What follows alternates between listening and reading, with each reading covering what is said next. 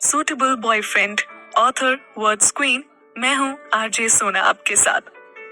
Everyone, please give a round of applause to our young and beautiful business woman Pakhi Aryan.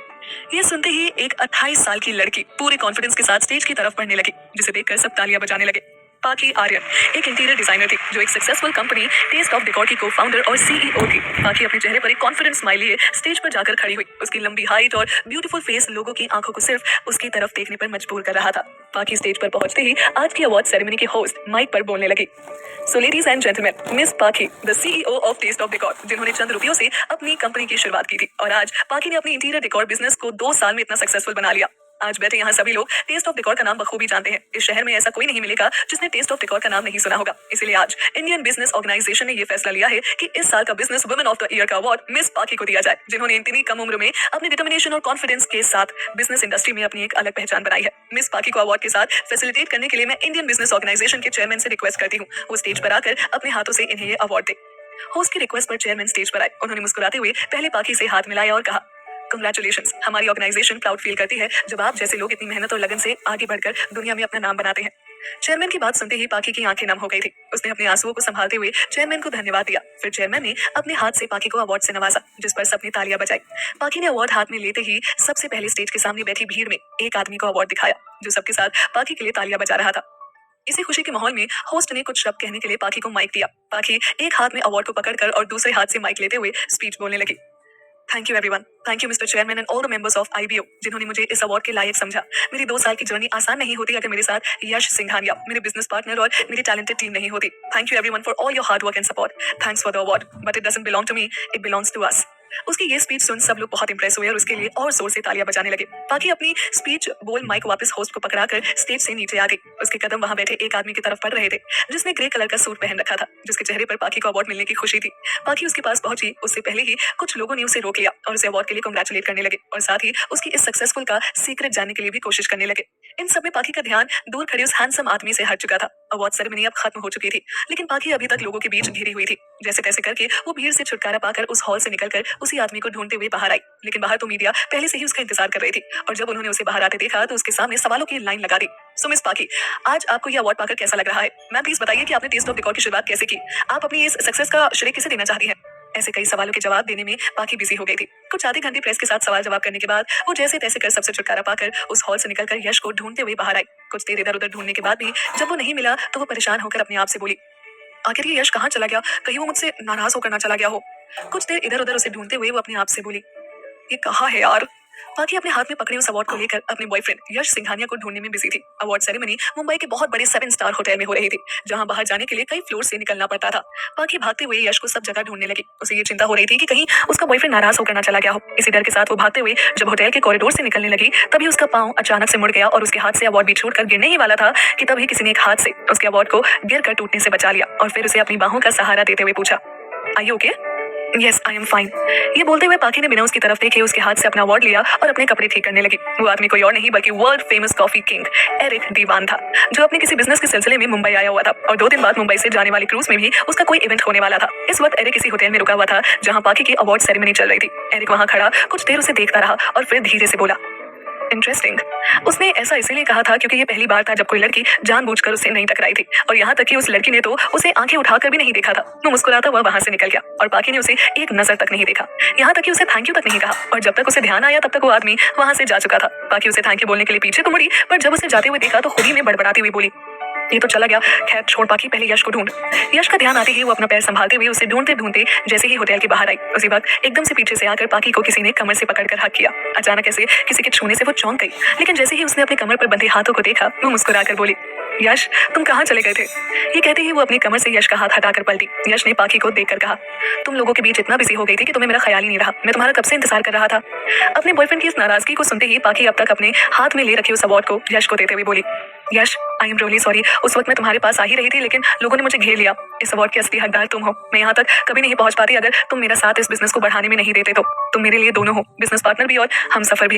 ये कहते ही वो यश के गले लग गई। कुछ देर यूं ही गले मिलकर यश ने पाखी से कहा, पाखी तुम्हारे लिए सबने एक सेलिब्रेशन पार्टी रखी है, चलो चलते हैं, सब इंतजार कर रहे होंगे।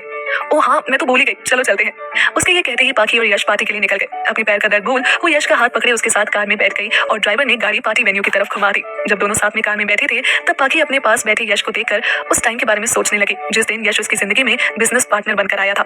पाखी ने सब कुछ अकेले ही शुरू किया था, लेकिन बिजनेस को इतना आगे बढ़ाने में यश का साथ उसे लेकर आया था। वो याद करने लगी कि कैसे बिजनेस के बहाने दोनों करीब आते गए। दोनों की सोच और समझ ने उन्हें मजबूत बनाया। उसे आज तक किसी पर विश्वास नहीं हुआ, लेकिन यश एक अकेला ऐसा इंसान था जिसकी बातों ने पाखी को बदल दिया और उसके दिल में अपनी जगह बना ली। पाखी को यूं अपनी तरफ देखता देखकर यश ने पूछा, क्या हुआ पाखी, तुम मुझे ऐसे क्यों देख रही हो? पाखी अपने ख्यालों से बाहर आते हुए मुस्कुराकर बोली, कुछ नहीं, मैं तो बस यही सोच रही थी कि इन 2 सालों में कितना कुछ बदल गया ना। तुम्हें याद है कैसे तुमने मुझे प्रपोज किया था, कैसे तुमने सबके सामने मुझे पहली बार आई लव यू कहा था। जब मैं इस रिश्ते के लिए तैयार नहीं थी तो तुमने मेरा विश्वास जीतने के लिए कितने एफर्ट्स किए थे। बस वही सब याद आ रहा था। I am really lucky that I have you in my life. इस पर यश ने उससे कहा, पाखी इतनी इमोशनल होने वाली बात नहीं है, तुम ठीक तो हो ना?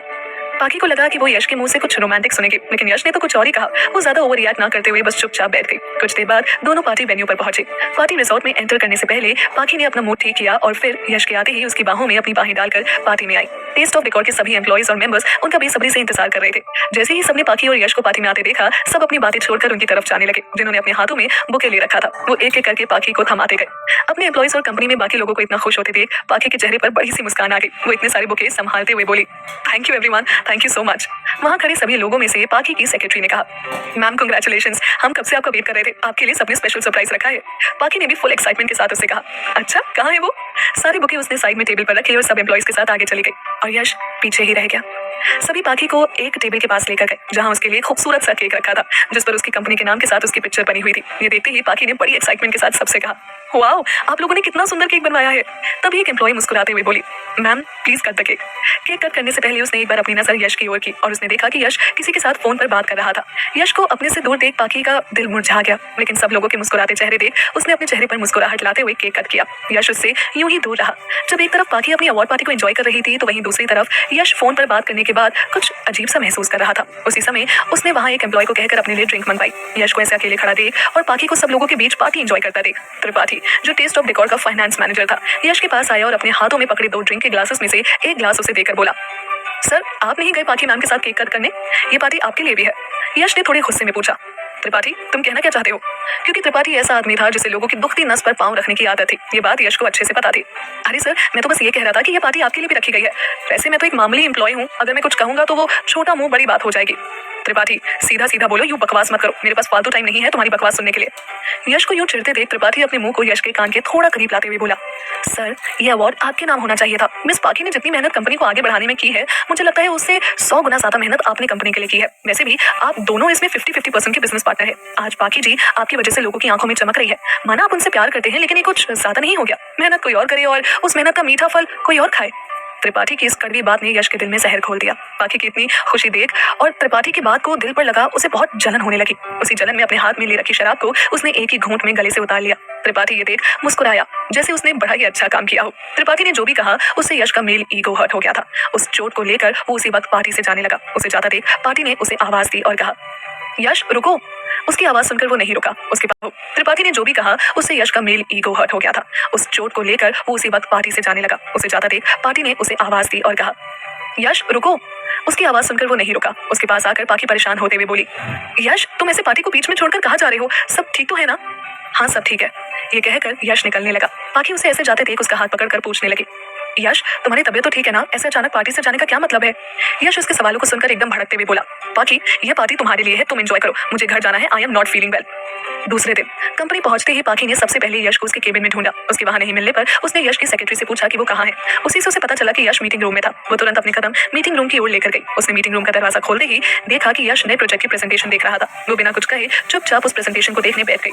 कुछ देर में प्रोजेक्ट की प्रेजेंटेशन होने के बाद और सबके चले जाने के बाद यश को अभी तक चेयर पर बैठे देख पाखी ने उससे पूछा, यश तुम्हारी तबीयत कैसी है? तुमने मुझे बताया होता तो हम अवार्ड फंक्शन से सीधा घर चले जाते।